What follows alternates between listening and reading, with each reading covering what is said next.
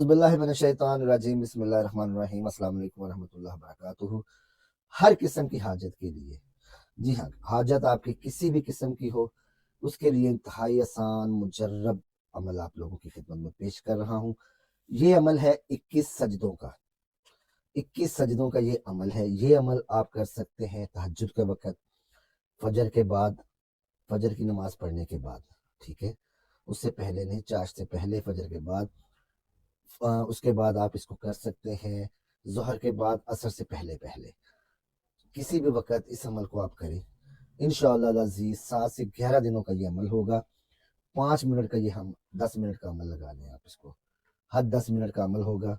लेकिन आपका कोई भी बड़े से बड़ा मसला है, घरेलू नचाकी है, औलाद शादी नहीं हो रही, औलाद का हसूल है, जॉब नहीं मिल रही, बैरून मुल्क आपने सफ़र करना है, या कोई भी प्रॉब्लम्स हैं आपकी, कोई भी घरेलू नचाकी है, मियाँ बीवी में अलहदगी तक बात पहुंच गई है, तो दोस्तों इस अमल को, जो 21 सजदों वाला अमल है, इसको करें, बफजल अल्लाह आप अपनी मुराद पाएंगे इंशाअल्लाह अज़ीज़।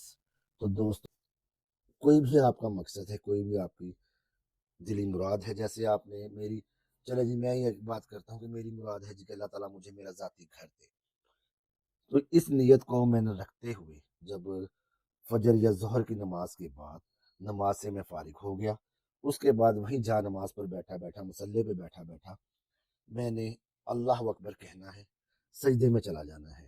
3 दफ़ा जो है ना, वो सुबहान रब्बियल आला, सुबहान रब्बियल आला, सुबहान रब्बियल आला पढ़ेंगे। उसके बाद 11 मरतबा इय्याक नअबुदु व इय्याक नस्तईन, इय्याक नअबुदु व इय्याक नस्तईन, इय्याक नअबुदु व इय्याक नस्तईन का विर्द करेंगे। उसके बाद फिर अल्लाह अकबर कहेंगे, बैठ जाएंगे, फिर अल्लाह अकबर कह के सजदे में चले जाएंगे। उसी तरह जो है ना, वो आपने 3 दफ़ा जो है वो सुबहान रब्बियल आला, 11 मरतबा इय्याक नअबुदु व इय्याक नस्तईन को पढ़ेंगे। इसी तरह करते करते दोस्तों हम 21 सजदे अदा करेंगे। हर सजदे में 3 दफ़ा सुबहान रब्बियल आला और 11 मरतबा इय्याक नअबुदु व इय्याक नस्तईन। ये 21 सजदों का अमल हो गया एक दिन का।